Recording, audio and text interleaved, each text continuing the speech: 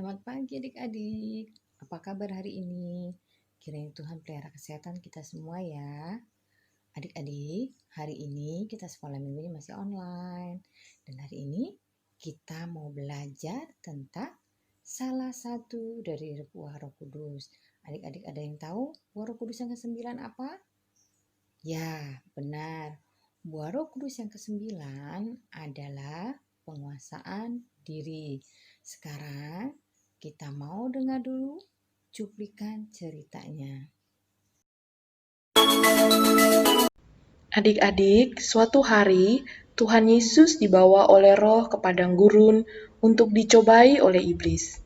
Pada waktu itu, Tuhan Yesus berpuasa, tidak makan dan tidak minum selama 40 hari 40 malam.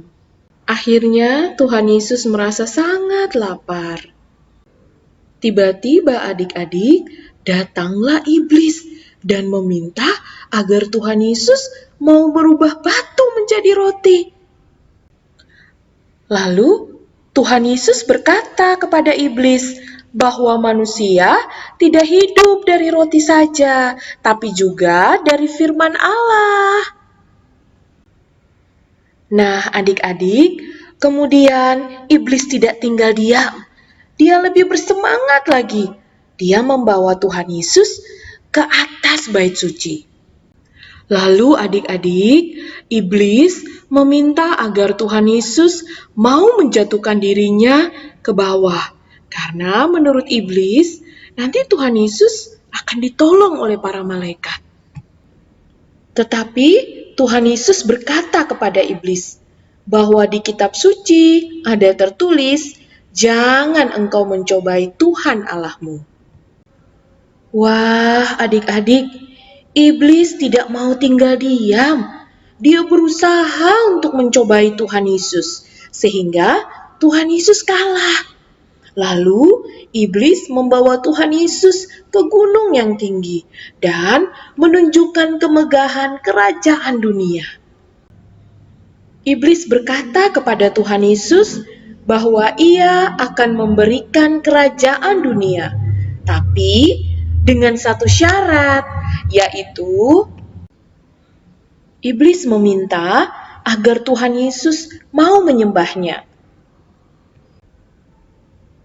Tetapi Tuhan Yesus berkata kepada iblis, di dalam Alkitab ada tertulis bahwa iblis harus menyembah kepada Tuhan. Nah, adik-adik, akhirnya iblis pun kalah dan dia pergi meninggalkan Tuhan Yesus. Wah, adik-adik, setelah iblis pergi, para malaikat datang untuk melayani Tuhan Yesus.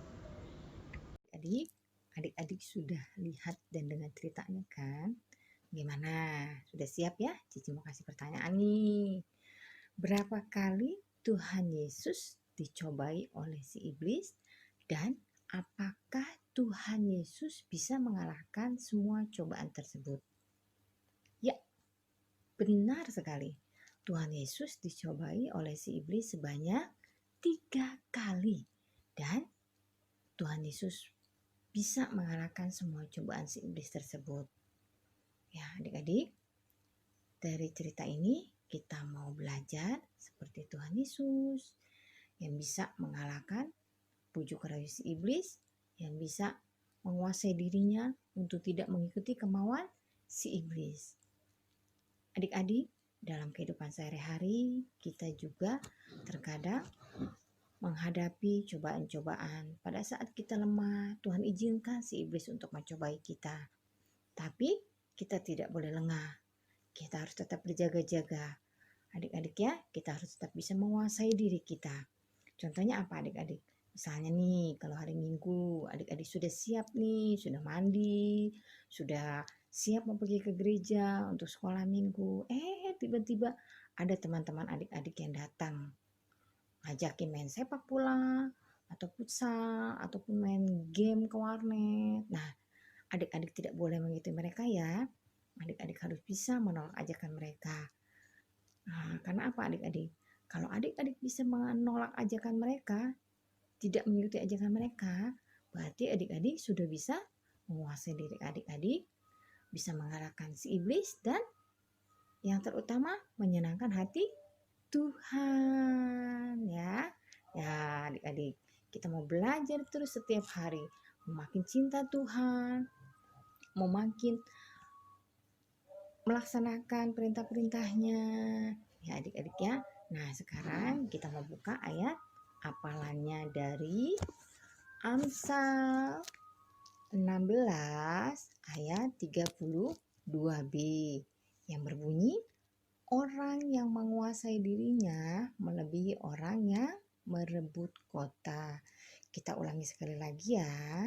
Amsal 16 ayat 32b. Orang yang menguasai dirinya melebihi orang yang merebut kota. Nah, adik-adik, kita mau tutup cerita sekolah minggunya hari ini dalam doa ya. Kita berdoa, kita lipat tangannya, kita pejamkan matanya, mari kita berdoa.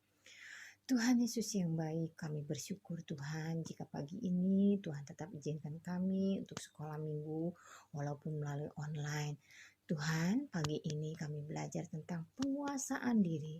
Tolong kami Tuhan dari semasa kecil kami untuk mau belajar menguasai diri Tuhan, untuk tidak mengikuti bujukan-bujukan si iblis yang kelihatannya begitu nikmat namun berbahaya, namun semua berbuat dosa.